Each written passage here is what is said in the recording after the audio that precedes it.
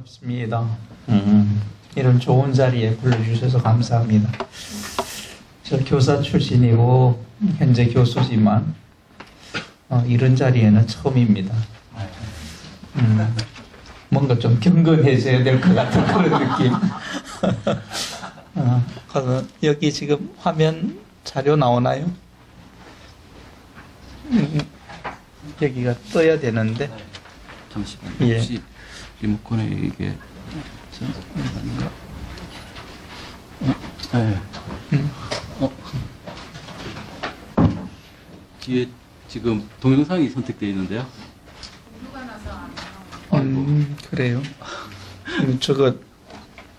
저 자료가 오류가 나면 제가 드릴 말씀도 오류가 나는데 없으면은 정말 얘기하기 어렵습니다. 예. 우리가 그런 시대에 사는 거죠, 그죠? 자, 그러면은 준비가 되는 대로 좀 말씀을 드리겠습니다.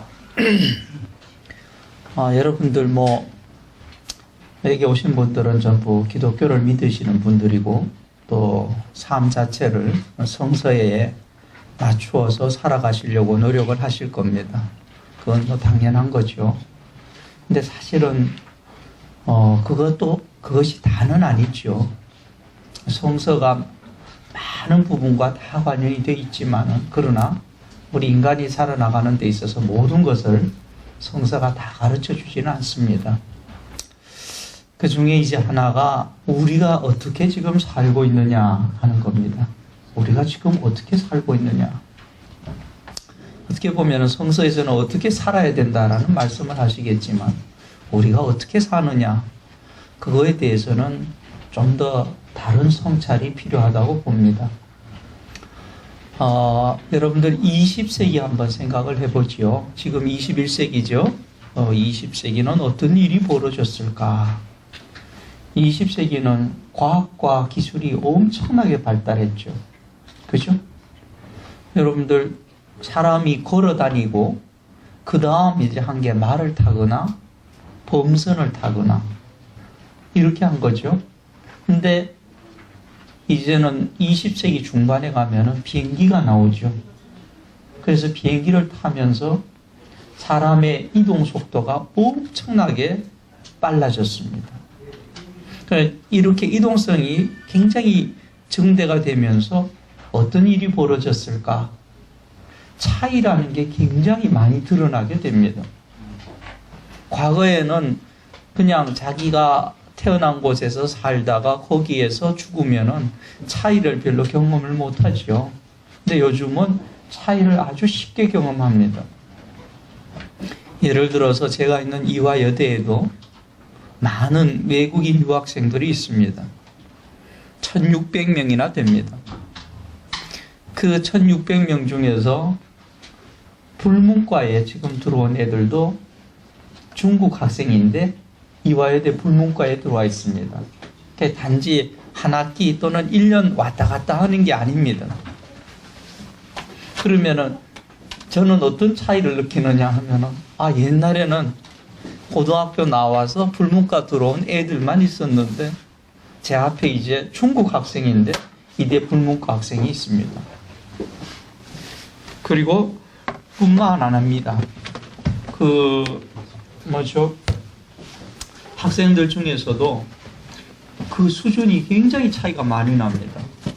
고등학교 때 불어를 전혀 하지 않고 불문과에 오는 학생이 있고 그거에 또 반대로 몇 명의 경우는 프랑스에서 20년 정도 살다가 온 애들이 있습니다. 걔들은 저보다 불어를 더 잘해요. 이론은 제가 많이 알죠. 그러니까 이제 교수로서도 굉장한 차이를 느낍니다. 여기에 지금 계신 분들도 엄청난 차이를 보입니다. 실제로 이제 어떻게 보면은 기독교를 믿고 이한교회를 다닌다는 공통점 빼놓고는 따져 들어가면 차이 투성입니다. 그래서 이제는 어떤 생각을 해야 되느냐.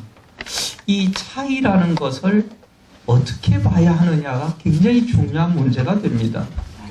그렇지 않겠어요? 그러면 차이라는 걸 우리는 과연 긍정적으로 바라볼 수 있을까? 대부분은 자연스럽게는 부정적으로 봅니다. 왜냐하면 인간은 누구나 숨길 수 없는 자아 중심주의를 갖고 있죠. 내가 제일 중요한 겁니다. 여러분들 무슨 야유회 가셔가지고 사진을 찍어 보세요. 그리고 사진이 나왔지요. 그 단체 사진을 보시면서 가장 먼저 찾는 사람은 납니다. 내가 잘 나온 사진은 잘 나온 거예요. 근데 다 잘 나왔는데 내가 딴 데 볼 때 찍은 거거든? 그러면은 금방 이거 누가 찍었냐고. 우리는 그런 자아중심주의를 다 갖고 있습니다. 그걸 인정을 해야 돼요. 그리고 그런 자아중심주의를 가진 사람들이 모이면은 민족중심이 됩니다. 어느 민족이든지 다 민족중심주의적입니다. 여러분들 예를 들어가지고 각 나라의 지도를 보세요. 그럼 자기 나라가 늘 지도의 한가운데가 있습니다. 오스트랄리아 지도를 보면은 남반구, 북반구가 바뀌어 있습니다. 그렇기 때문에 그걸 갖고 있으면 어떻게 되느냐? 다른 사람의 차이를 부정적으로 볼 가능성이 굉장히 많습니다. 그러면은 그걸 부정적으로 보게 되면 어떻게 되나요? 부정적으로 보게 되면은 결국은 이걸 눌러야 되나요? 자, 이제 이걸로 이걸 방향키. 네. 자, 그러면은 이제 됩니다. 네. 이제 안심하셔도 됩니다. 저도 안심이 되기 시작합니다. 조금 넘어가죠. 이거는 이제 여러분들 이해를 돕기 위해서 이걸 이제 써야 되는데, 자, 일단은 요거 한번 보죠. 다문화 사회 이제 그 얘기하기 전에 제가 지금 드리는 말씀이 여기에 와 있습니다. 자, 교통과 통신의 발달 이해가 되죠? 그 다음에 인간의 이동성 증가 이해가 되죠? 그리고 차이의 표출 이해가 되죠? 지금 여러분들 보세요.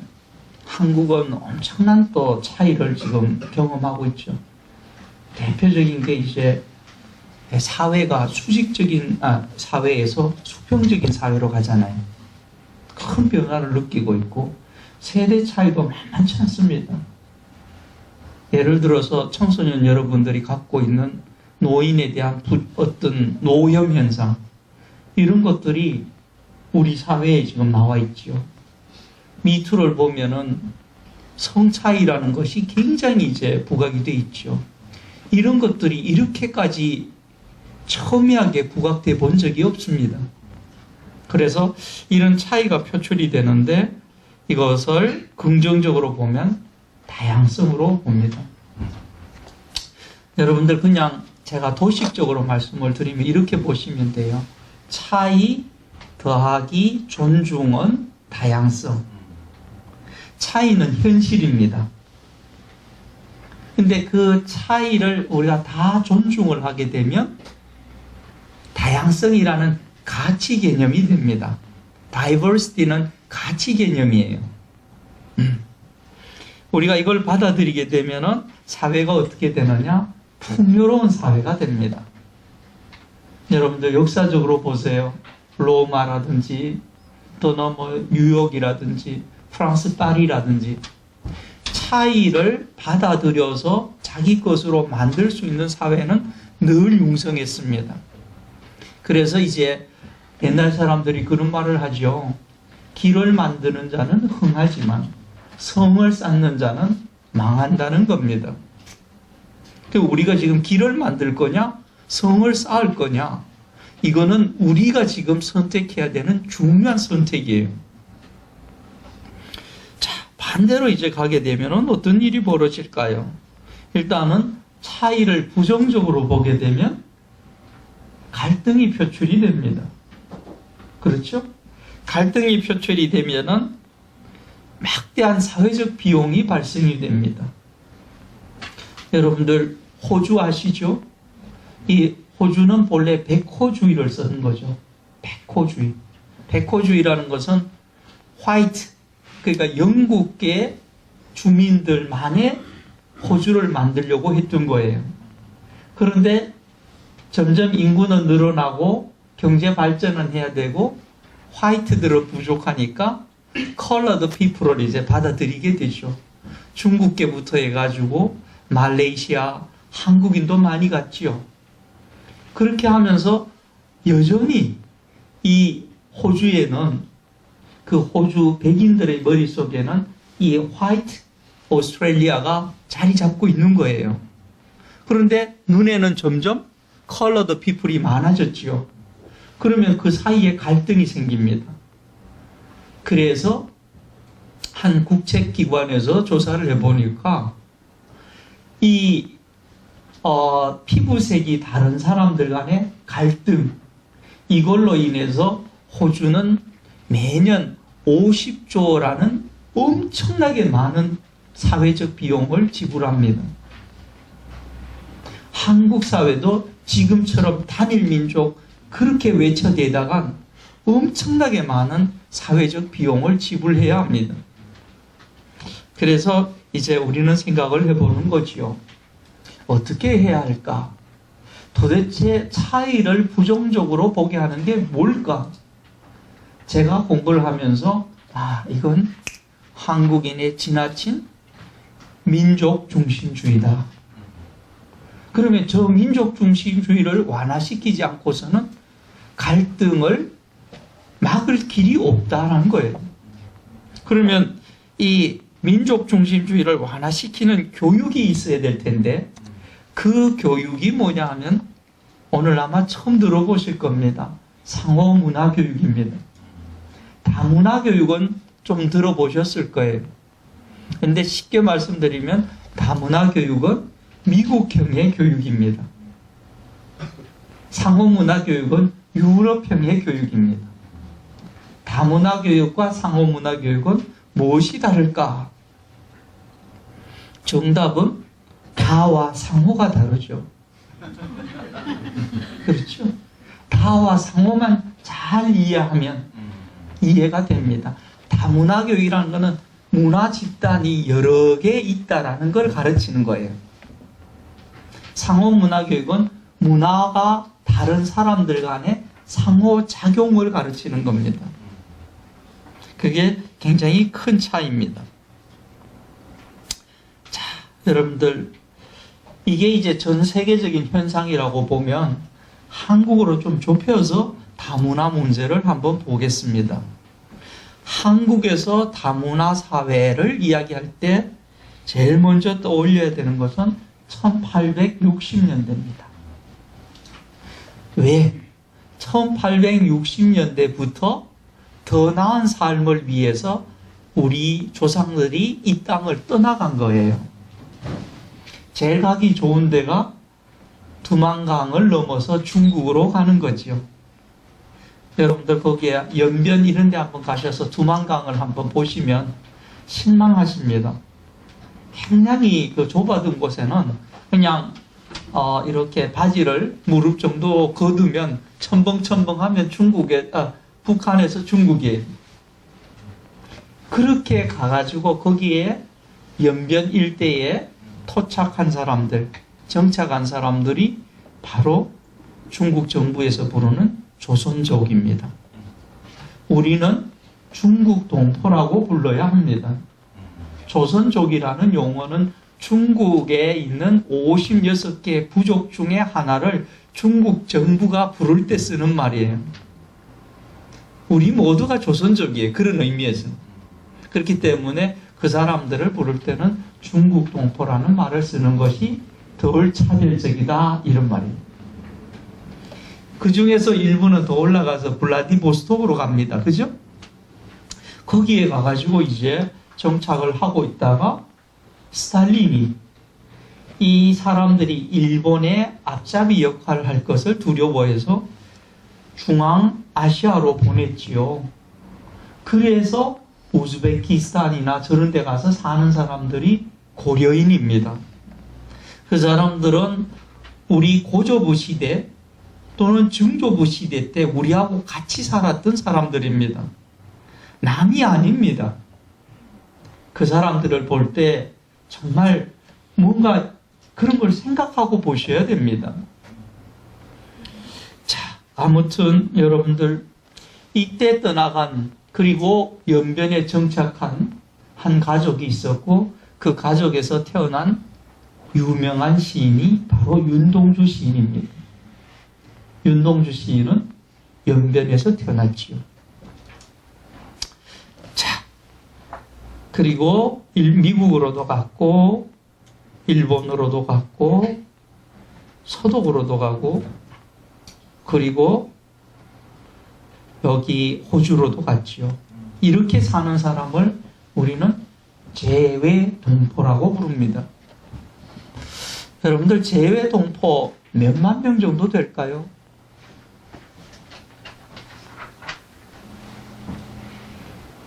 재외동포? 뭐 대충 한번 말씀해 보세요. 어차피 못 맞추세요.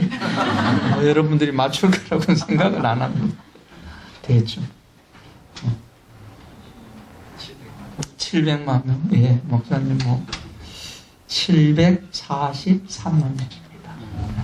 743만 명. 이 숫자도 숫자지만 중요한 것은 전 세계에서 8번째로 많이 해외로 나가서 흩어져 사는 민족이에요.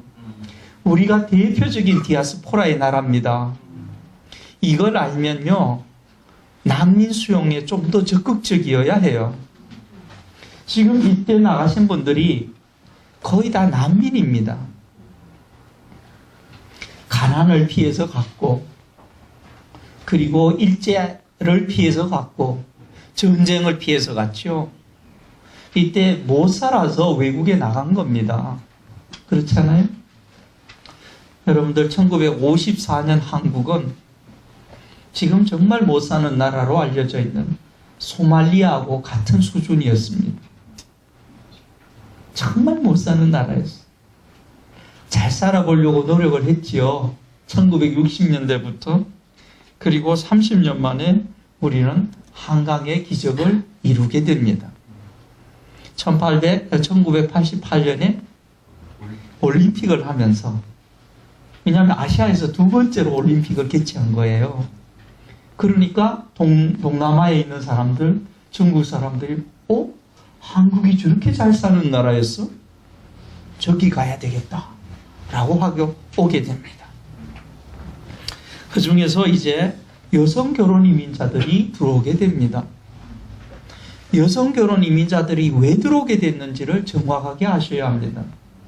한국 여성들이 잘 살고 있는데 비집고 들어온 게 아니에요. 1960년대 잘 살기 위해서 대도시 주변에 공단을 만들었죠. 구로공단, 영등포공단. 제가 어제 구로구청에 가서 또 강연을 하고 왔는데, 자, 그 공단을 만들면 대개 경공업이었죠. 소위 말해서 재봉틀 갖다 놨잖아요. 그러면은 이천 향도로 해가지고 저기 전라도에서 경상도에서 이제 갓 20살 된 처녀들이 올라오죠. 그러면은 농촌에 있을 때보다는 돈을 많이 벌죠. 그런데 여기에도 이제 성 차이가 있었던 거예요. 남자애들은 선산 지켜야 되고 부모님 모셔야 되고 그렇잖아요. 그러니까 잘 안 올라간 반면에 여자들은 어차피 출가 외인이라고 생각해서 그냥 올라간 거예요. 그죠? 그리고 밤 열심히 일을 하고 그때 벌어서 집에 돈을 보내면 그걸로 땅 사기도 하고 그걸로 예를 들어서 뭐 막내 남동생 대학 보내기도 하고 그랬잖아요. 그걸 20년간 한 거예요. 20년 했더니만 1980년대 말에 가서 농촌을 보니까 전부 노총각만 있는 거야. 큰일 났다. 그래서 이제 생각한 것이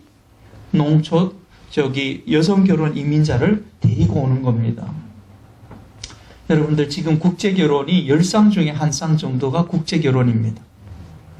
농어촌만 떼놓고 보면 10쌍 중에 4쌍이 국제결혼입니다. 우리가 있는 서울은 가장 국제적인 도시지만 실제적인 글로벌 빌리지는 농어촌이에요.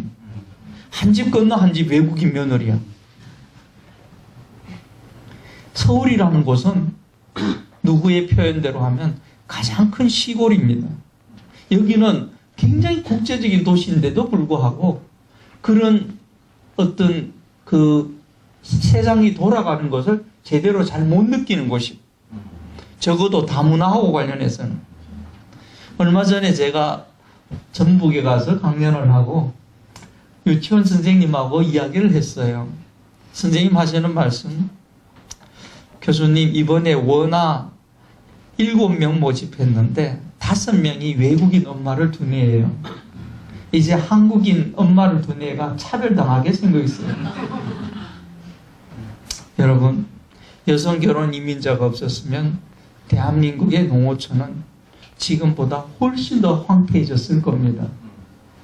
그러면 이렇게 생각하셔야 합니다. 한국의 여성들이 하지 않는 일을 대신하는 사람, 그러면 한국 사회의 일정 부분 기여하는 사람, 그런 시각을 갖고 보셔야 돼요. 아주 솔직히 여기 연세 좀 드신 분들 계시지만 아마 여성 결혼 이민자들이 가야 하는 곳에 시집을 간다고 하면 100이면 100 다 뜯어 말릴 겁니다. 야, 혼자 살아. 네가 미쳤냐 거기에 가게. 여러분들, 캄보디아 여성과 베트남 여성은 남편과 평균 나이가 20살 차이에요. 20살에 시집 가면 아버지하고 사는 겁니다. 가보면요, 거짓말이 굉장히 많아요. 신체 장애도 있고 정신 장애도 있고, 그리고 가정도 굉장히 어렵습니다. 그래서 이 사람들을 볼 때 우리가 좀 더 따뜻한 시선으로 바라봐야 된다, 이런 얘기입니다. 그리고 이제 1980년도에 우리 민주화 운동을 많이 했죠. 그러면서 임금이 막 올라갑니다. 그리고 대졸자들이 많아지면서 한국 남자들이 3D 업종을 기피합니다. 그러면서 생겨난 것이 외국인 근로자들이 들어온 거예요. 저 사람들 없으면 우리 중소기업은 거의 내려앉습니다. 그렇게 생각하시면은 한국 사회의 일정 부분 기여하고 있다, 이런 겁니다. 제가 알기로도 이 교회가 사실은 이런 사람들, 가난하고 무시받고 차별받는 사람들을 많이 앉는 걸로 알고 있습니다. 근데 조금 부정적인 것도 많아요. 교회끼리 또 경쟁이 돼가지고 어느 교회 가니까 3만 원 주는데 어떤 교회 가니까 5만 원 주더라. 그래서 돈 때문에 막 올려가고. 여러분들, 그 사람들에게 정말 필요한 것은 우리의 인정이 아니라 인정입니다. 돈을 가지고 그 사람들에게 접근하지 마세요. 그건 그들과 우리 모두의 불행입니다. 중요한 것은 인간으로서의 인정을 하는 것이 중요한 것입니다. 자, 여러분들, 이렇게 해서 외국인들이 들어왔는데 2018년에 국내 체류 외국인이 234만 명입니다. 234만 명이면 웬만한 도 인구보다 많습니다. 그리고 국적이 몇 개냐? 법무부에 돌아가서 조사를 해봤더니만 무려 228개국입니다. 뭘 얘기합니까? 전 세계 거의 모든 나라가 한국에 들어왔다는 겁니다. 여러분들, 왜 이렇게 많이 나갔을까? 못 살아서. 왜 이렇게 많이 들어올까? 잘 사는 나라가 되었기 때문입니다. 다문화라는 것은 잘 사는 나라는 반드시 겪어야 하는 성장통입니다. 우리는 지금 그 성장통을 겪고 있는 거예요. 우리가 선진국으로 가는 길목에 있다는 겁니다. 그러면 다문화라는 것은 비교적, 아니면 긍정적으로 생각해야지요. 그런데 한국인에게 물어봅니다. 다문화 하면 뭐가 떠올라요? 제가 한번 쭉 조사를 해봤더니만 가장 많은 대답이 외국인, 두 번째가 동남아. 한국인들의 가장 못된 정신 상태가 뭐냐? 다문화라는 용어를 절대 자기하고는 연결시키지 않는다는 거예요. 자기 가정은 다문화 가정이 아니다. 다문화 교육은 다문화 가정 학생들에게 한국어 가르치는 게 다문화 교육이다. 다문화 축제 가보세요. 저 간혹 가봅니다. 그래서 물어봐요. 저 죄송하지만 한국관은 어디 있어요? 그럼 눈이 동그래져요. 아니 다문화 축제인데 왜 한국관이 있어요? 다문화는 우리 것이 아니라고 생각하고, 그러면 그 무슨 얘기냐? 우리는 단일 문화라고 생각하는 거예요. 근데 우리 문화를 따져보세요. 단일한 거 없어요. 단일한 거 없습니다. 자, 그래서 여러분들 이렇게 너무 나가면 안 되는데 다시. 다문화라는 말이 굉장히 오해를 많이 일으키고 있다, 이런 얘기입니다. 이걸 한번 보시죠. 그러면 우리가 다문화 사회는 어떻게 이해해야 할 것인가? 다문화 사회에 대한 정의는 바로 이렇습니다.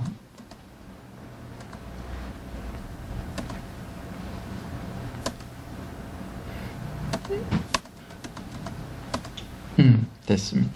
다문화 사회는 동일한 영토 내에 여러 국가적, 민족적, 종교 집단들이 사는 사회입니다. 우리 사회가 다문화 사회입니다. 그 사회 속에 사는 우리가 다문화인입니다. 이런 다문화인이 갖춰야 될 소양이 뭐냐? Intercultural Competence라는 겁니다. 상호 문화 역량이라는 용어입니다. 상호 문화 역량에 대한 유네스코의 정의는 이겁니다. 자신과 문화적, 언어적으로 다른 사람들과 효과적이고 적절하게 상호작용할 수 있는 능력. 한마디로 말씀드리면 자기와 다른 사람과 더불어 살 수 있는 능력. 그게 지금 우리한테 요구가 되는 거예요. 그런데 우리 한국의 경우에는 그렇지 않다는 겁니다. 2009년에 조사를 해봤더니만 다양한 이웃과 조화롭게 살아가는 능력이 전 세계 36개국 중에서 35위입니다. 여기 지도 한번 보실까요? 2013년에 만든 지도입니다. 가치관 지도입니다. 이렇게 물어봐요. 자기와 피부 색깔이 다른 사람이 옆집에 와서 사는 걸 어떻게 생각하십니까? 파란색은 괜찮아요. 빨간색은 싫어요.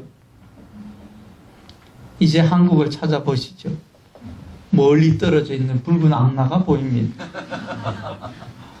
우리를 슬프게 하는 것은 저런 색깔을 갖고 있는 나라는 선진국이 없습니다. 그 다음 결과도 마찬가지예요. 이민자, 외국 노동자와 이웃하고 싶지 않다고 하는 사람이 44%나 됩니다. 자, 이 동영상이 될지 모르겠네요.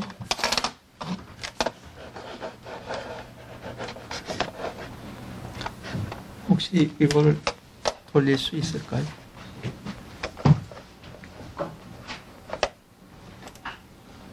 나는 뭐 동남아 사람에 대한 편견이 없어.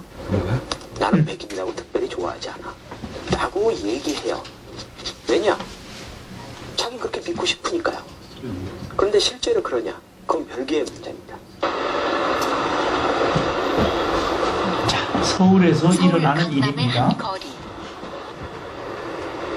백인 리랜드 씨와 동남아인 구나완 씨 두 사람이 길을 물어보고 들리시죠? 안 들려요? Excuse me, where is Coex Mall?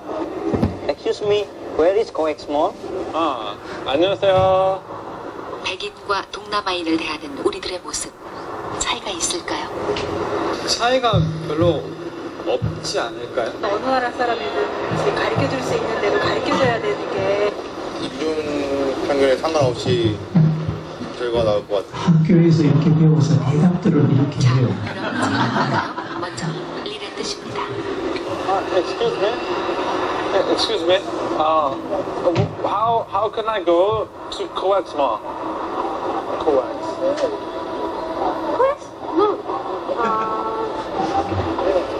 Its station is Gangnam Station.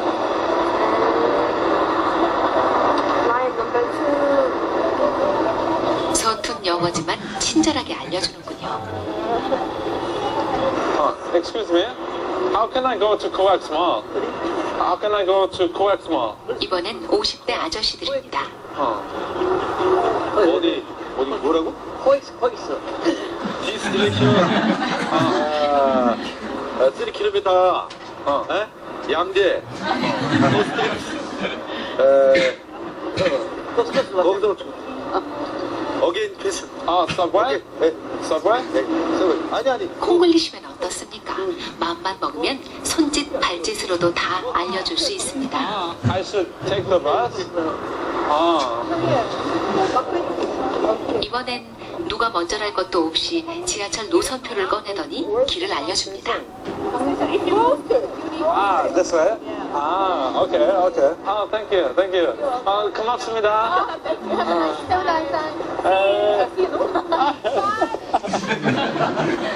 This bus is better? 버스가 더 빠르냐고. 버스가 더 빠르라는 거? 버스냐 지하철이냐 의견이 분분하군요. 버스나 지하철이나. How many bus stops? And then get off. 갑자기 어디론가 달려갑니다. 정거장 수를 세더니 다시 돌아옵니다. Seven stops. So I should count 1, 2, 3, 4. 세븐. Okay. 고맙습니다. 누구에게 친절을 베풀고는 이렇게 기분이 좋아지죠. 이번엔 붙잡고 묻지도 않았는데 먼저 가던 길을 멈춰서더니 말을 건넵니다. I'm trying to find COEX. Here is Gangnam Station. This is Samsung Station. Okay. 고맙습니다. 그런데 아직 할 말이 남았나 보군요. Yes, I'm just traveling. I've only been here for 3 days. Okay? 그래도 부족한지 지하철역까지 데려다 주는군요. 정말 친절합니다. 아마 지구상에서 백인한테 가장 친절한 민족이 우리일 겁니다. 지도를 들고 길을 물어봅니다. Excuse me, can I ask you some question? Can you speak English? No? Okay, thank you. 영어를 모른답니다. Excuse me, sir. Can I ask you some question? 못 들은 걸까요? 대답도 안 해줍니다. Excuse me, sir. Can you tell me where is COEX Mall? You don't speak English. 역시 영어를 모른다며 Excuse me. 가버립니다. I have a question. Excuse me. I have a question. Excuse me, ma'am. Can you tell me where is COEX Mall? Excuse me, sir. I need some information. Excuse me. Can I ask you some question?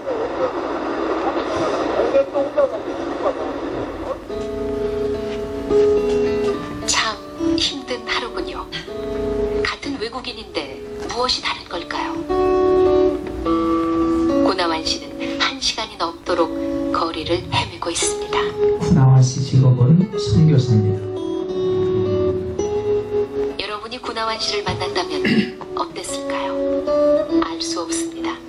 모두들 자신만은 아니라고 이야기하죠. 동남아 사람이 길을 물었을 때 이미 사람들은 동남아인에 대한 예를 들면 부정적인 생각을 가지고 있잖아요. 그러면 내 행동이 달라지는 겁니다. 우리가 가지고 있는 슬픈 자화상인 겁니다. 그럼에도 불구하고 나는 차별하지 않는다고 생각을 하는 거죠. 예, 불 켜지 말고 그대로 계십시오. 여러분들, 저는 그런 생각을 해봅니다. 이 구나환 씨가 여기에서 코엑스로 가는 길을 묻고 그 질문에 대한 답을 얻으려면 한국에서는 딱 한 가지만 하면 됩니다. 가슴에 휘장을 두르고 할렐루야. 그러면 좀 죄송하지만 어디서 또 기독교인들이 나타나서 못 도와줘서 안 다릴 겁니다. 솔직히 인정해야 합니다. 피부 색깔이 다르다고 해서 저렇게 차별하는 민족, 저 민족이 미래를 살아갈 수 있다? 저는 그렇게 생각하지 않습니다. 빨리 바꾸지 않으면 우리 굉장히 어려워집니다. 그거를 우리가 알아야 합니다. 근데 아직까지도 이 문제에 대해서 사람들은 별로 감각이 없습니다. 자, 여러분들 요거 한번 볼까요? 너무 많이 넘겼네요. 이분은 여기에 나오는 분은 정명열 씨라는 분입니다.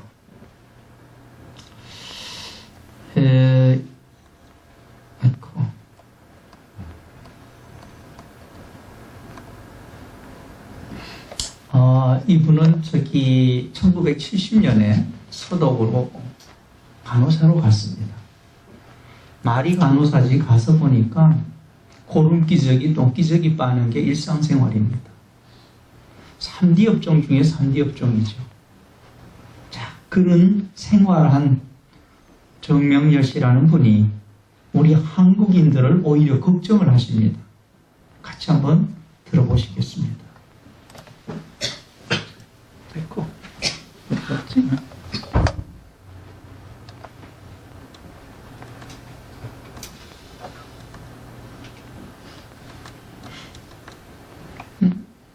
잠시만요. 클릭해보세요. 위에 놓고. fine. That film should pass over. Yeah. It's not here. Yeah.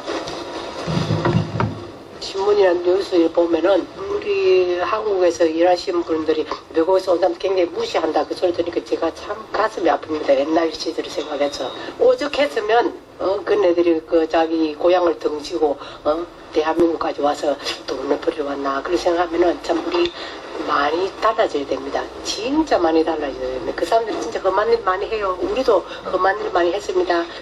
요만한 거라도 조금 도와주고 좋은 말 하면 굉장히 감사해 여겨요. 그렇든 하려고 노력하고. 그래서 그런 걸 좀 권하고 싶습니다. 그리고 우리 한국 나라가 발전되고 그분들 그 자기 나라 가서 얼마나 자랑을 하겠습니까? 와 대한민국 너무너무 사람들 좋고 진짜 돈 많이 벌이고 왔다 하면서 자랑할 거예요. 그래서 그런 걸 우리가 뒤를 생각해야 됩니다. 지금 현재가 현재도 중요하죠. 미래도 중요하죠. 그렇지만 더 먼 세계를 바라보고 살아야 됩니다. 여러분들 한국은 서독의 라인강의 기적을 본따서 한강의 기적을 이루었습니다. 그런데 독일에서 그런 경제 기적은 배웠는데 의식 기적을 못 배운 거예요. 독일 같은 경우는 지금 많은 부분에 있어서 굉장히 앞서 나가는 나라입니다. 우리가 눈여겨봐야 합니다. 자, 그런데 아까도 말씀드린 것처럼 다문화에 대한 오해가 굉장히 많다는 거예요. 한국인들에게 다문화가 뭡니까? 라고 하면 전부 다 외국인 동남아를 떠올립니다. 그래서 제가 이렇게 조금 조사를 해보니까 이게 뭐냐 하면은 우리의 지나친 단일의식이 다문화를 부정적으로 보게 만들었다는 겁니다. 자, 여기 다시 한번 생각을 해보죠. 우리의 단일의식은 어떻게 들어왔을까? 내 머릿속에 단일의식이 어떻게 들어왔을까? 그거는 교육을 통해서 들어온 것입니다. 예를 들어가지고 한국에서 태어나서 미국으로 입양 간 사람들은 우리하고는 전혀 다른 생각을 합니다. 그러니까 한국에 살면서 이런 의식이 교육을 통해서 만들어진 거지요. 첫 번째가 뭐냐면 국민교육헌장입니다. 우리 연세 드신 분들 좀 도와주십시오. 첫 번째 줄 같이 한번 해보십시오. 우리는 시작. 놀라운 일입니다. 초등학교 때 외운 걸 지금도 기억하는 사람입니다. 394자입니다. 여기에 가면 나라의 발전이 나의 발전의 근본임을 깨달아. 이게 전형적인 국가주의입니다. 두 번째로는 국기에 대한 맹세를 했죠. 옛날 생각해 보십시오. 운동장에서 축구하고 있다가 고무줄 넘고 있다가 어디서 많이 들어본 음악이 들리면 짐승처럼 일어나서 국기를 찾아 헤매야 됩니다. 그리고는 엄청난 맹세를 하죠. 몸과 마음을 맞춰 충성을 다할 것을 굳게 다짐합니다. 여러분들, 이런 무시무시한 국기를 보고 맹세를 하는 나라는 미국과 한국밖에 없는 겁니다. 다른 나라에서는 안 하는 일들을 우리는 아주 자연스럽게 하는 겁니다. 그리고 1970년대부터 2007년까지 교과서에는 단일민족, 단일민족, 세계에서 보기 드문 단일민족, 이런 것들이 머리에 들어가면 어떤 현상이 벌어질까? 여러분들, 색깔이 있는데 구분이 안 되면 무슨 맹? 컴퓨터가 있는데 못 쓰면? 난 놓고 기억자를 모르면? 다문화 사회 속에 살면서도 그걸 모르면 다문화 맹이 되는 거예요. 여러분들, 일간 스포츠를 보면 사진 2개를 주고 틀린 그림 찾기가 있죠. 다들 해보셨을 겁니다. 근데 가만히 생각해 보면 다른 그림 찾기죠. 그림은 틀린 게 없습니다. 다를 뿐이에요. 영어로 옮겨보세요. different하고 wrong이죠. 다른 거하고 틀린 거는 당연히 다른 겁니다. 그런데 한국인의 머릿속에는 different 하면 wrong이에요. 그러니까 얼마나 차별하기 좋으냐 이 말이에요. 토나요미 씨입니다. 콩고의 작은 왕국의 왕자였고 대학에서 경제학을 전공했고 영어와 불어를 자유자재로 구사하고 국정원과 같은 고급 정보기관에서 일을 하다가 정쟁이 벌어지면서 한국에 왔죠. 본래 한국에 오고 싶어서 온 게 아니라 그냥 인천공항에 내렸길래 난민 신청을 한 겁니다. 안 받아들여지죠. 전 세계에서 난민을 가장 안 받는 나라가 대한민국입니다. 지금까지 난민 인정률은 평균이 30%일 때 우리 3%입니다. 유엔 사무총장을 역임시킨 나라로서는 믿기 어려운 수치가 우리한테 있습니다. 그래서 서울과 경기 일대에서 이분이 일을 합니다. 그리고 내 이름은 용비라는 책을 썼는데 거기에 나오는 구절이 저겁니다. 한국인은 무조건 왕이야. 아프리카 사람은 사람도 아니야. 인종주의입니다. 이 인종주의가 우리한테 굉장히 강해요. 단일의식에도 부족해서 인종주의까지 짬뽕이 돼 있으니까 이 의식 수준이라는 것은 우리의 상상을 초월할 정도로 낮습니다. 여기에 우즈베키스탄 여성입니다. 2002년에 한국에 왔고 2009년에 한국 국적을 취득하고 2011년에 부산 근처 사우나를 가려고 합니다. 그런데 종업원이 가로막아요. 안 됩니다. 왜요? 외국인. 그래서 한국 국적을 보이면서 한국인. 돌아오는 대답은 그래도 외국인. 우리한테는 페이퍼가 중요한 게 아니에요. 이 색깔을 갖고 오라는 거야, 이거를. 그래서 이제 기자가 왔어요. 왜 안 된다고 하셨어요? 대답이 가관입니다. 에이즈 걸렸을지도 모르잖아요. 7살 난 자녀를 둔 주부에게 저런 근거 없는 막말을 해도 외국인은 그냥 참아야만 합니다. 여러분들, 지금 외국인의 비율은 4%입니다. 앞으로 11년 후면은 2030년이 되면 외국인의 비율은 10.2%로 올라갈 것으로 전망합니다. 10.2%는 어떤 걸 얘기하느냐? 4%는 더러워도 참는다. 10%가 되면 더 이상은 못 참겠다. 나와 싸우자. 여러분들 11년 남았습니다. 싸우느냐 마느냐. 지금 사회가 굉장히 어렵지 않습니까? 경제도 어렵습니다. 여기 오늘 정말 청년들 많이 오셨는데 청년 실업률 매우 높습니다. 실업률이 전체 실업률이 4.5%인데 청년 실업률은 2배 8.9%입니다. 그래서 이런 얘기를 많이 합니다. 5천년 역사에서 부모보다 못 사는 첫 번째 세대가 되는 아주 정말 안타까운 운명을 지닌 사람들인데 이 사람들이 외국인하고 더불어 살 수 있는 조건마저도 우리가 만들어주지 못한다면 우리는 기성세대로서 이미 할 일을 못하는 겁니다. 책임감을 가져야 합니다. 그렇지 않고서는 정말이지 자기 세대만 잘 누리고 간 사람처럼 기억될 세대입니다. 여러분들 여기 동영상 하나 더 보겠습니다. 자, 애들을 어떻게 차별하는지 한번 보죠.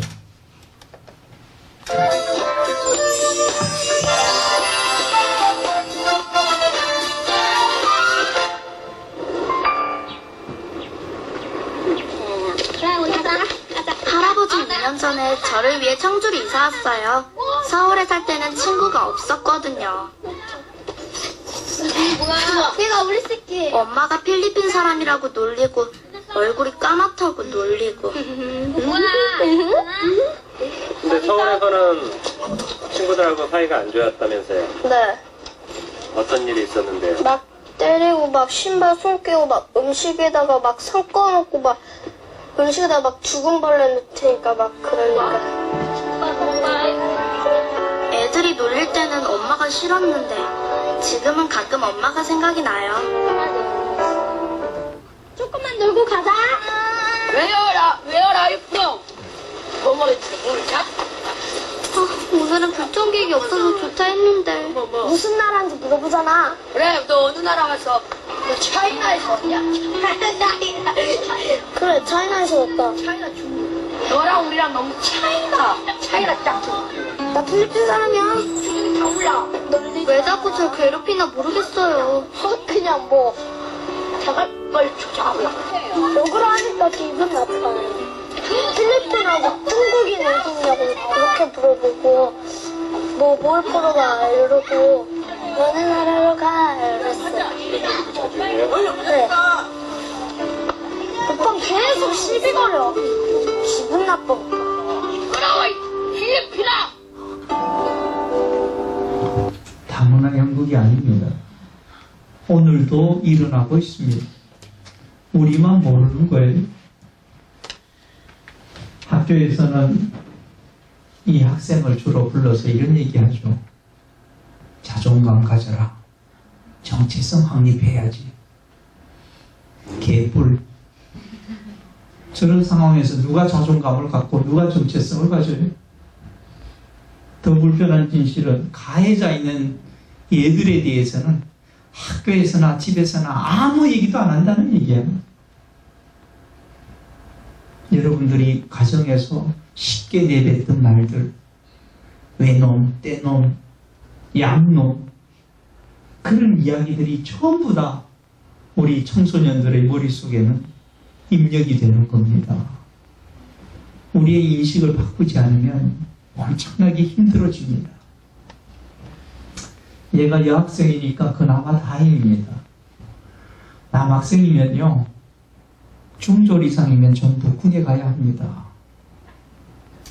자, 군에 갔다고 치죠. 지금 소위 말하는 다문화 장병이 600명이 넘습니다. 그러면 여러분들 자녀가 군에 갔다가 별 생각 없이 학교에서 하듯이 너 다문화라며 그 얘기하면 총 맞아 죽어요. 총 맞아 죽습니다. 여러분들 꼭 기억하십시오. 이민 1세원은 무조건 참습니다. 자기의 선택이었으니까. 이민 2세는 내가 왜 참아야 되는지를 모르는 애들입니다. 걔들은 정말이지 엄청나게 지금 힘든 삶을 살고 있습니다.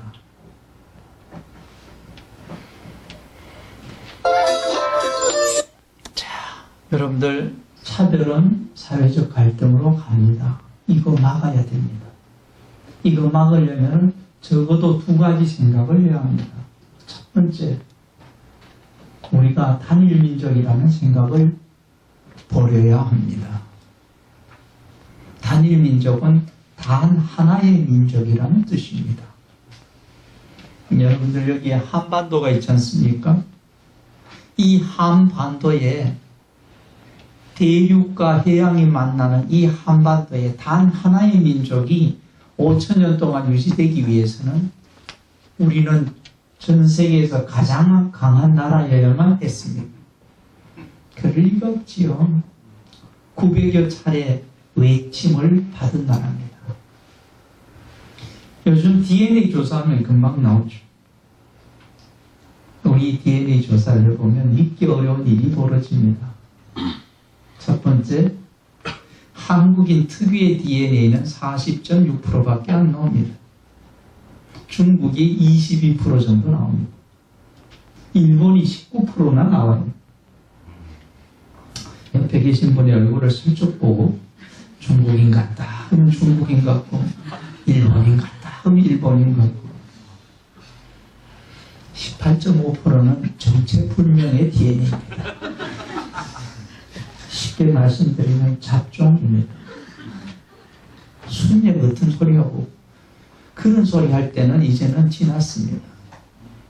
그거는 없을 때 전부 하나로 모아서 경제 발전에 매진할 때 썼던 낡아 빠진 이데올로기입니다. 그걸 버리세요. 이걸 우리가 받아들이면요, 외국인 어머니를 두내면 최근에 조금 더 섞인 겁니다. 그걸 가지고 차별하지 마세요. 벌 받습니다. 그게 가장 인권의 기본이에요. 인권이라는 것은 다른 말로 하면요, 다를 수 있는 권리를 인정하는 겁니다. 인간의 다를 수 있는 권리를 인정하는 거예요. 그런데 한국 사회는 그렇지 못합니다. 모난 돌이 정 맞는다고 자기하고 다른 사람은 거의 부정적으로 봅니다. 그러니까 이 땅이 엄청나게 척박한 거예요. 여러분들, 두 번째, 우리가 모두 다문화인이라고 생각하셔야 됩니다. 여러분들, 문화하면은 의식주, 의식주 하면은 의인은 옷이죠. 사람들에게 물어봅니다. 한국인의 옷은? 한복이라고 합니다. 그런데 오늘도 아무도 입지 않은 옷. 동남아, 중국, 일본 여행하셨을 겁니다. 이제 비디오를 돌려보세요. 일상생활에서 자기 전통 옷을 가장 안 입는 민족 누굴까요? 저는 우리라고 봅니다. 우리는 우리 걸 버리는데 아주 선수들이에요. 그러면서도 머리에 속에는 딱딱하게 또 굳어 있는 거예요. 여러분들, 예를 들어서 개량 한복을 입고 어느 젊은 선생님이 학교에 간다고 쳐보세요. 그러면은 교무실 뒤에 몇 사람이 모여서 수근거리기 시작합니다. 저 선생님 정교조인가? 묘한 생각을 합니다. 여러분들이 더 느낄 수 있는 거 말씀드리죠. 결혼식을 합니다. 혼주가 하객을 맞이합니다. 아버지는 어떤 옷을 입고 계실까요? 어머니는요? 그게 다문화입니다. 우리 눈에는 너무나 익숙하지만 여러분들 보십시오. 이 첫 번째 사진을 제가 프랑스 친구에게 보여줬더니만 하는 얘기가 아버지는 한복이 없어요? 어머니는 양복이 없어요? 우리는 왜 이렇게 살까요? 왜 한 사람은 양복을 입고 왜 한 사람은 한복을 입고 저걸 한국적이라고 생각해요. 언제부터? 50년, 길게 잡아 70년밖에 안 된 겁니다. 그런데 우리가 생각해야 되는 것은 이 도식에서 한 발짝도 움직이지 못한다는 거예요. 우리는 자기 문화에 매몰되어서 살고 있습니다. 이런 상태에서는 다른 문화 못 받아들여요. 다문화 시대라고 하니까 이런 얘기를 많이 합니다. 야, 다양한 나라의 문화를 익혀야지. 한마디로 말씀드릴게요. 쓸데없는 짓입니다. 우리가 기모노를 입어봤다고 해서 일본에 대한 감정이 바뀔까요? 몽골의 전통 가옥인 게레에 가서 하룻밤 잤다고 해서 몽골 사람에 대한 우리의 생각이 바뀝니까? 그건 우리 지적 호기심일 뿐이에요. 마음속은 하나도 안 바뀐 거야. 여러분들 태국 가보셨죠? 그래서 제가 물어봅니다. 태국 하면 뭐가 떠올라요? 불교, 왕국, 코끼리, 마사지 이런 것들이 떠오릅니다. 그런데 안 떠오르는 게 있습니다. 1950년 한국전쟁이 일어났을 때 군대를 파견해준 고마운 나라가 태국입니다. 그 생각을 하고 태국 공항에 내려보세요. 태국 사람들이 달라 보일 겁니다. 코끼리나 마사지 생각하고 내릴 때하고 다른 겁니다. 여러분들, 우리가 그걸 생각을 해야 합니다. 여기에 보십시오. 흰색 입고 검은색 입었죠? 다문화입니다. 이렇게 새까맣게 입으니까 누가 상주인지 모르죠. 그래서 어떻게 하죠? 여기 완장차죠. 저거 일본풍입니다. 서양에서도 장례식에 금기 있죠. 그러나 완장차지는 않습니다. 서양에서 저거 차면 히틀러인 줄 알아요. 아무 생각 없이 그냥 따라합니다. 영정사진이 있고 국가꽃으로 장식하죠. 일본풍입니다. 서양에서도 국화를 장례식에 씁니다. 하지만 사진에 돌리지는 않아요. 저렇게 죽으면 한국 시민으로 죽는 겁니다. 마음대로 하세요. 국민학교가 한국 시민의 약자라고 하니까 활짝 놀라가지고 초등학교로 바꿨잖아요. 이름만 바꿨지 뭘 바꿨냐고. 자기 문화에 대한 새로운 인식이 필요합니다. 한국인으로 죽으려면 무슨 꽃으로 장식해야 될까요? 그렇죠. 무궁화입니다. 그런데 무궁화한테 좀 미안한 생각이 들죠. 그 많은 꽃축제 중에서 가장 찾아보기 힘든 꽃축제, 무궁화 꽃축제. 봄에는 벚꽃, 여름에는 장미, 가을에는 국화, 겨울에는 꽃이 안 피니까 눈꽃축제. 아무리 찾아가도 자기 나라 꽃으로 축제를 하지 않는 민족. 무궁화한테 마이크를 주면 이렇게 얘기할 겁니다. 내가 이러려고 국화가 되었나 하는 자괴감이 들고. 여러분들 전 세계에서 자기 글을 기념해서 기념일로 만들고 쉬는 유일한 민족입니다. 전 세계 사람들은 대단히 이상하게 여겨요. 어떻게 글을 만든 나를 가지고 공휴일로 샀나? 그러면서 이런 생각을 하죠. 정말 한국 사람들은 한글을 사랑하는 모양이다. 와보세요. 정반대입니다. 이걸 생각해야 합니다. 우리 애들은 정말 다문화적 존재입니다. 여러분들 여기 청년들 많이 계신데 여러분들 뱃속에 있을 때 부모님들이 가장 많이 들려준 음악은 모차르트의 자장가입니다. 앞들과 뒷동산에 새들과 야가양 그거를 7개월 임신 7개월부터 들으면 밖에 나가면 양을 만날 줄 알아요. 태어나 보세요. 양은 그냥 염소도 별로 없어. 2살 3살 되면 이번에는 안데르센 아저씨가 오십니다. 이분들이 다 우리 애들을 키워주세요. 못 믿으시면 이거 하나만 하시면 돼요. A4용지 하나 주고 얘야 공주 한번 그려봐. 백설공주 그릴까요? 낭낭공주 그릴까요? 생각을 해보세요. 여러분들 저희 시대는 선녀라는 게 있었습니다. 요즘 선녀라는 말 쓰는 사람들 거의 없어요. 전부 천사죠. 천사는 서양의 선녀꾼은 7월 7석 뭐 또는 단어 이런 것들은 아무도 기억하지 않습니다.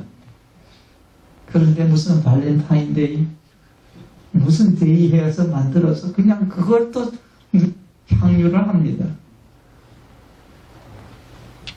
여러분 우리는 우리가 생각하는 것보다 훨씬 더 다문화적 존재입니다. 그거를 인정을 하셔야 합니다. 자, 제 말씀을 조금 정리하겠습니다. 정말 시급한 인식 전환이 필요합니다. 성공에 대해 박경태 교수께서는 이런 말씀을 하셨어요. 다문화는 그들을 받아들이는 것이 다문화가 아니라 우리가 변하는 것이 다문화다. 마틴 루터 킹 목사입니다. 그렇죠? 미국은 흑인과 백인의 갈등이 굉장히 심한 나라죠.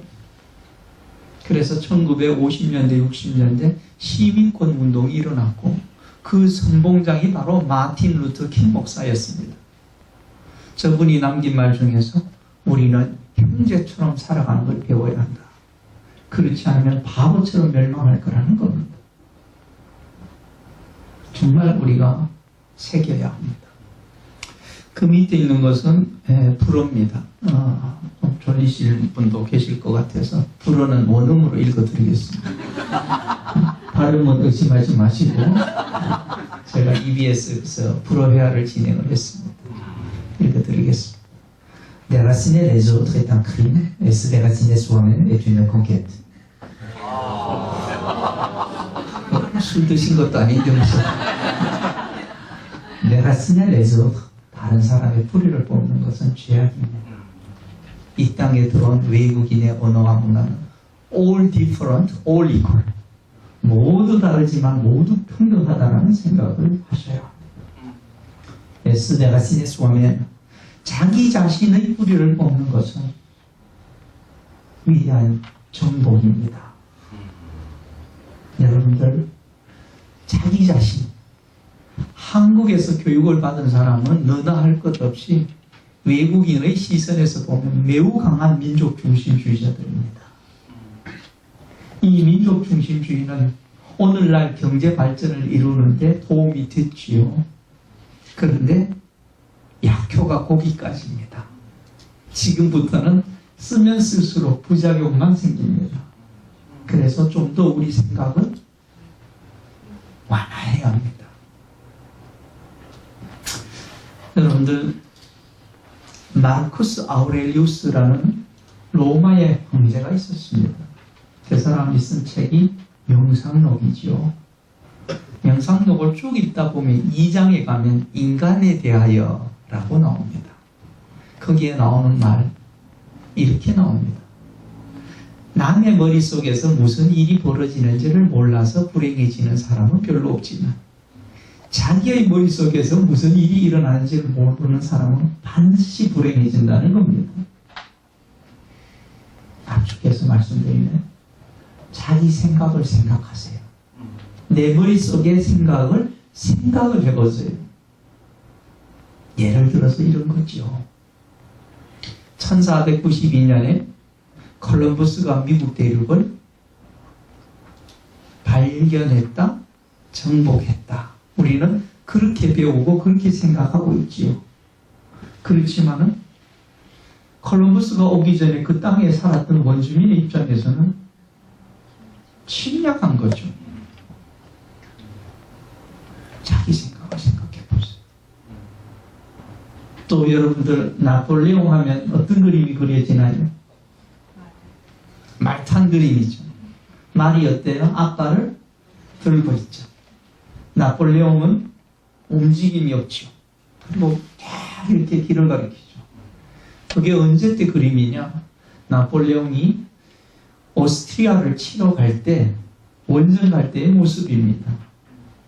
이렇게 휙 돌아가야 되는데 이제 기습을 하기 위해서 알프스를 넘었죠. 알프스를 넘는 가운데 그 모습을 그린 겁니다. 1800년에 그린 그림이 우리 머릿속에 지금 들어와 있는 거예요.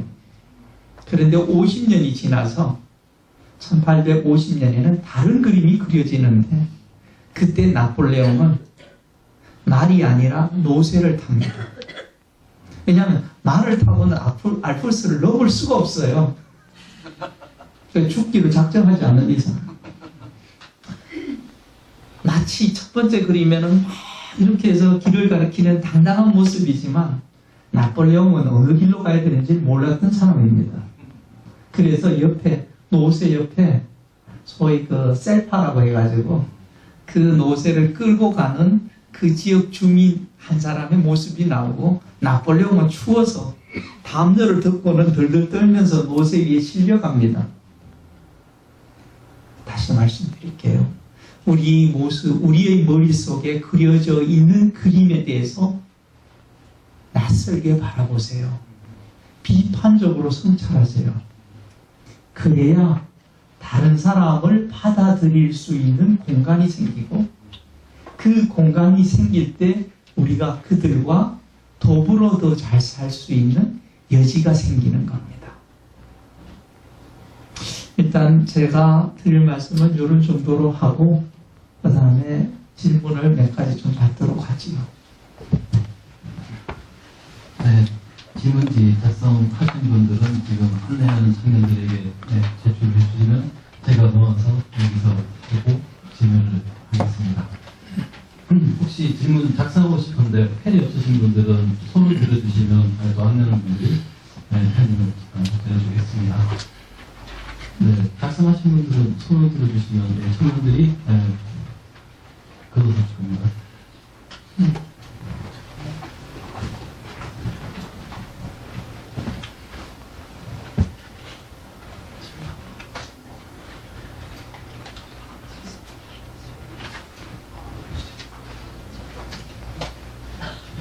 그냥 네, 하나 들어온 건가요?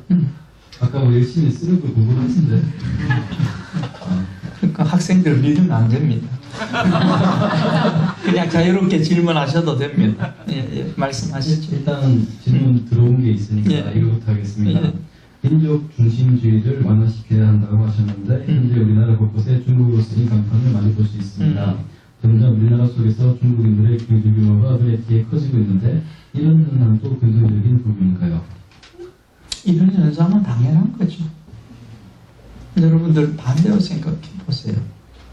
한국 사람들이 예를 들어서 여러분들이 파리에 여행 가는데 어디 갔더니만은 뭐 서울 식당 간판을 봤다.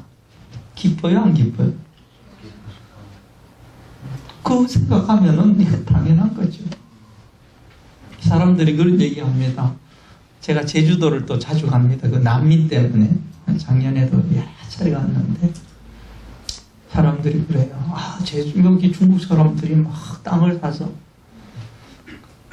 근데 가만히 생각해 보면 한국 사람들이 LA 가가지고 땅 산 건 왜 얘기를 안 해요? 돈 있으면 그런 데 가가지고 투자할 사람들 엄청나게 많을 텐데. 물론 중국이 과대하게 투자를 하고 문제는 뭐냐 하면 그 사람들이 좀 죄송하지만은 민도가 우리보다 한참 낮아요. 그러다 보니까 난개발을 할 가능성이 많고 그러면 우리 제주도가 망가질 가능성이 많죠. 근데 이제 중국 사람들이 서울에 땅 좀 사면 좋겠어요. 이유는 그럼 북한이 공격을 못해요. 북한이 공격을 함부로 못해요. 중국 사람이 여기 있으면. 생각을 그렇게 하는 겁니다. 또 다른 질문 하시죠.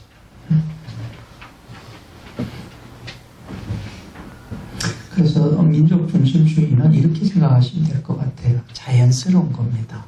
어느 민족이든지 자기를 중심으로 생각하지 않는 민족이 어디 있어요? 멍청한 민족이지. 그런데 그게 과도하면 다른 민족에게는 상당히 거북함을 일으킨다는 거예요. 근데 우리가 지금 그 수준에 와 있거든요. 그래서 조금 전략적으로 낮추자는 거예요. 같이 잘 사는 게 좋잖아요.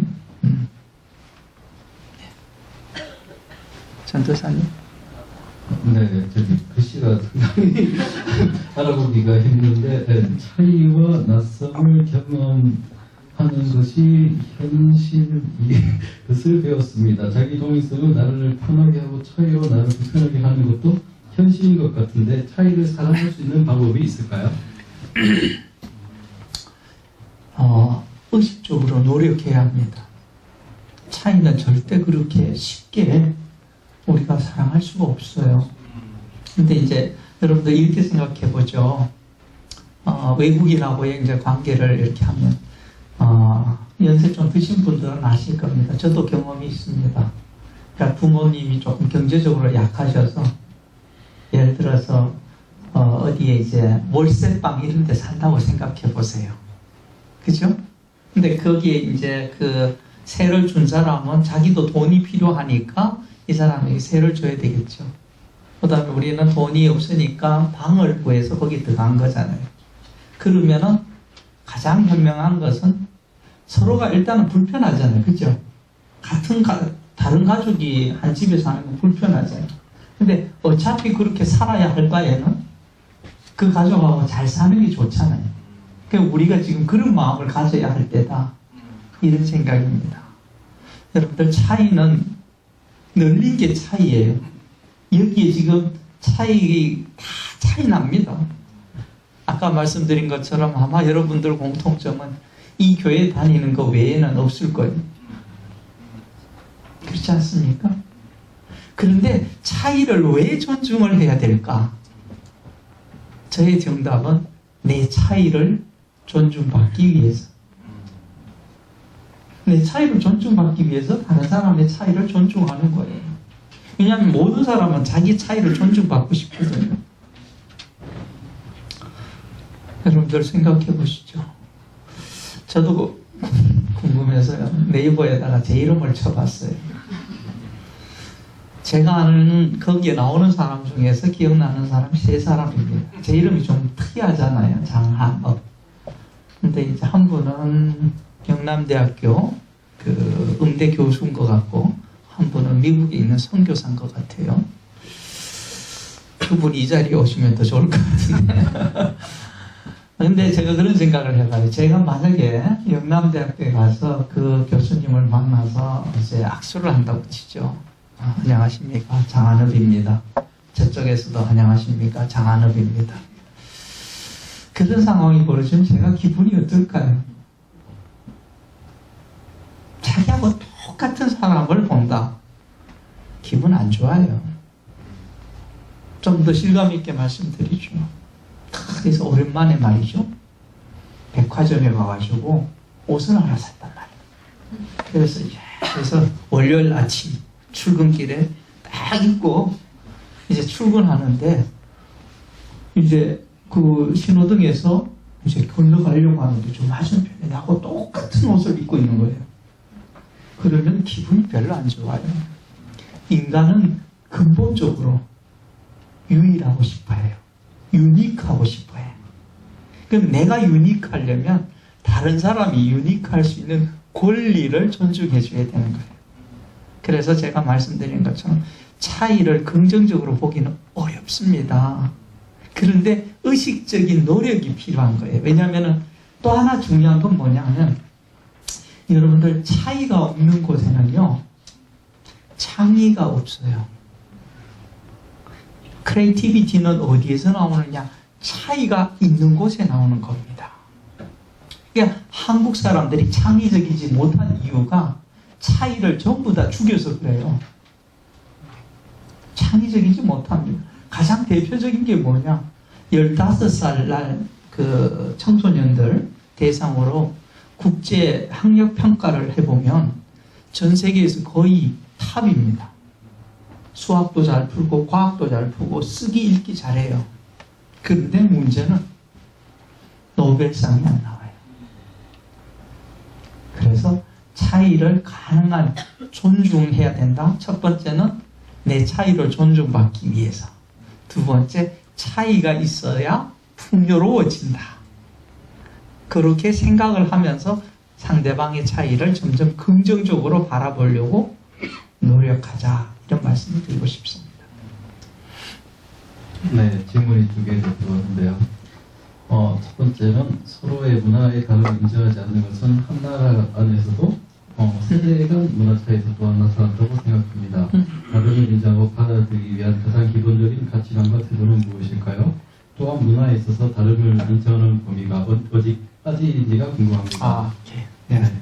굉장히 좋은 질문을 하셨습니다. 자, 여러분들, 요즘 이제 우리가 차이를 얘기를 많이 하죠. 그럴 때 많이 이제 떠올리는 게 이민자들입니다.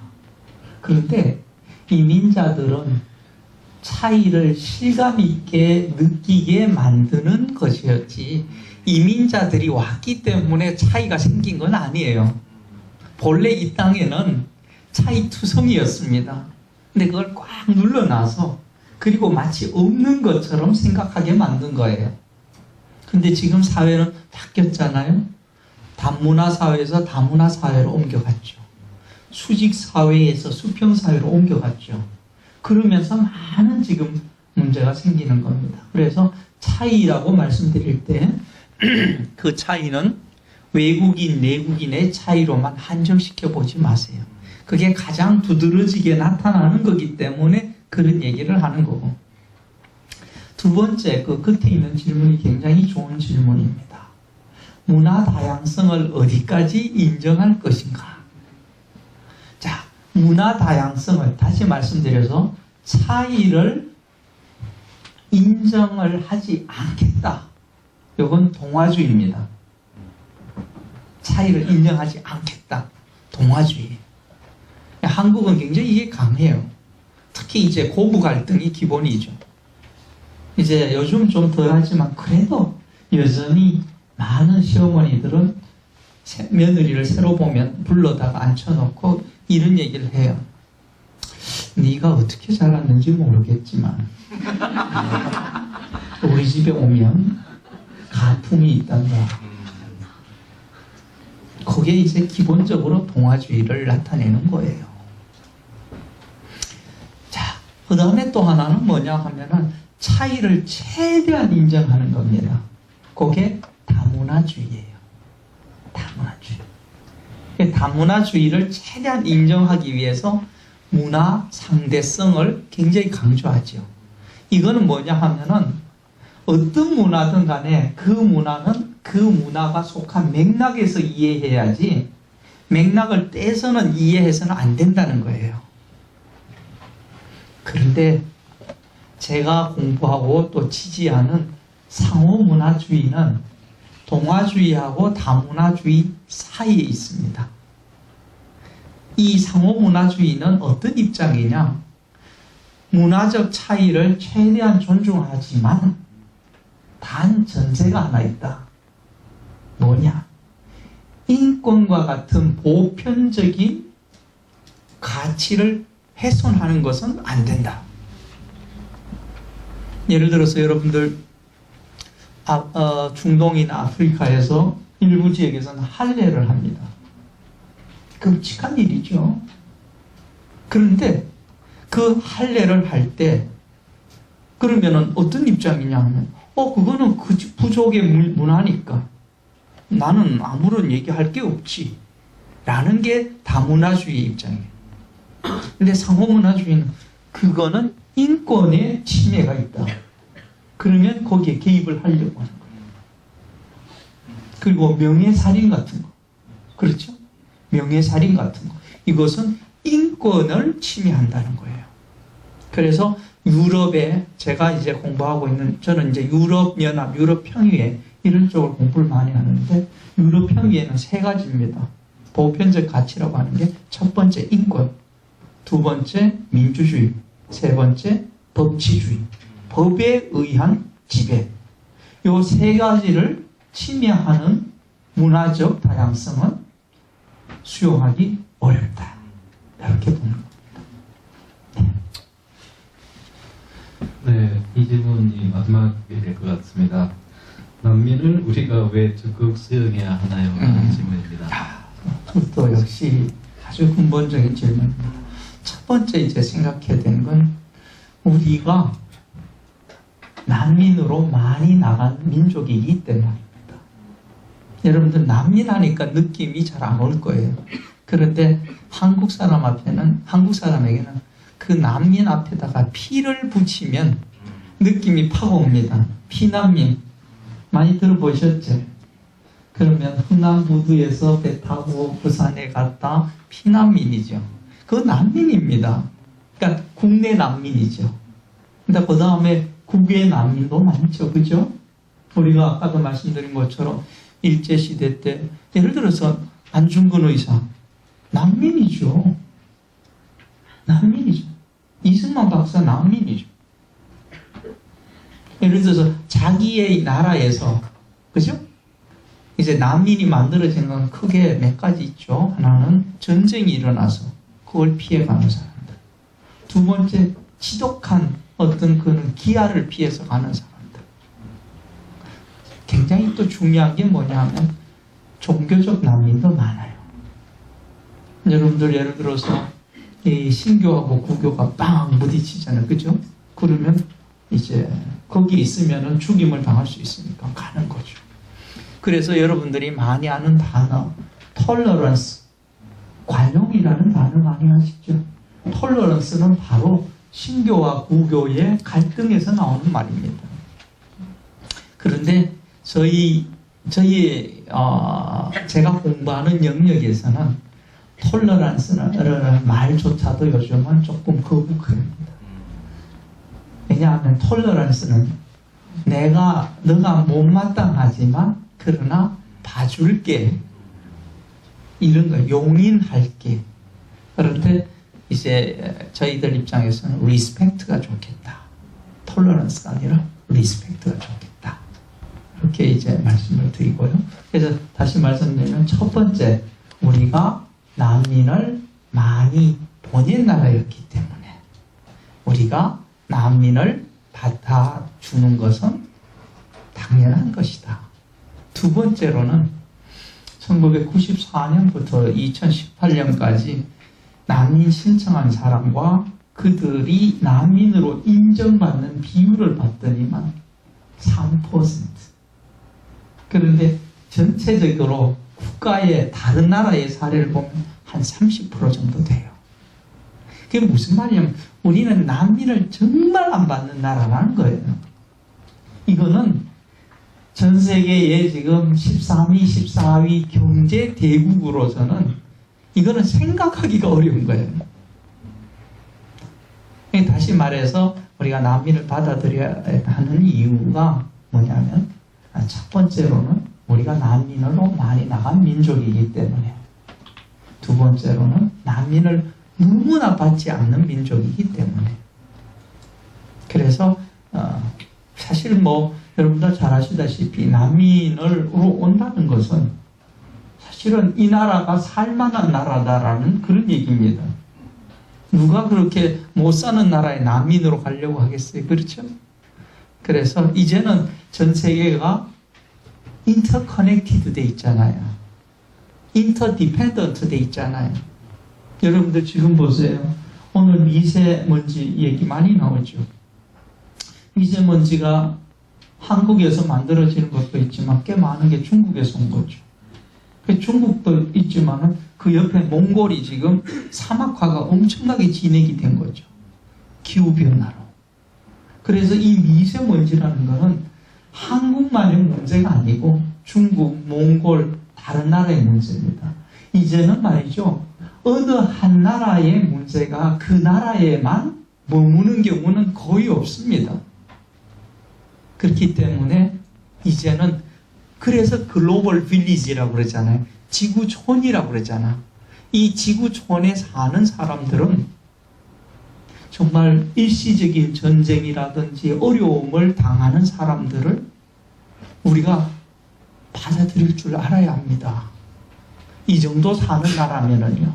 그런데 그 책무를 하고 있지 않기 때문에 문제가 되는 거지요. 네, 그렇게 정리하겠습니다.